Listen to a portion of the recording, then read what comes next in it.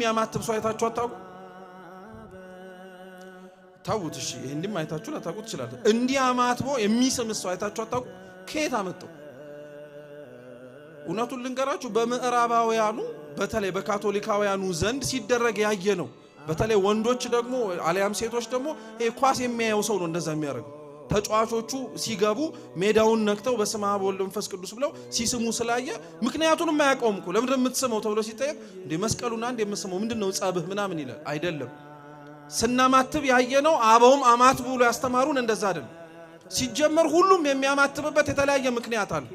በነገራችን ካቶሊካውያን እጃቸውን ዘርግተው እንዲህ ብለው የሚያማትቡበት ከብዙ ምክንያቶቻቸው አንዱ እግዚአብሔር በሁሉም ቦታ ስላለ ነው ይላሉ። እጃቸውን እንደሚዘረጉት ማለት ነው። ሌሎች የላቲን ካቶሊኮች ደግሞ እጃቸውን እንዲያርገው ነው የሚያማትቡት። በዚህኛው ጣታቸውና በጠቋሚ ጣታቸው እንዲያመሳቅለው ማለት ነው። በዚህኛው መስቀል መስራታቸው ከላይ የተረፉት ሶስቱ ደግሞ የቅድስት ሥላሴ ማሳያ ነው ይላሉ። እኛ እንደዛ እንድናማትብ አልተማርንም አላየንም። እኛ እንድናማትብ የተነገረን እንዲህ ብለን ይሄንንም ያረግንበት የራሳችን ምክንያት አለን። መስቀል ነው እየሰራን ያለን። እግዚአብሔር በሁሉም ቦታ መኖሩን እያማተብን እየመሰከርን ነው። በሰማይም በምድርም በቀኝም በግራም በሲኦልም በገነትም በሁሉም እግዚአብሔር እንዳለ እያሳየን። እንድንስም ግን አልታዘዝንም።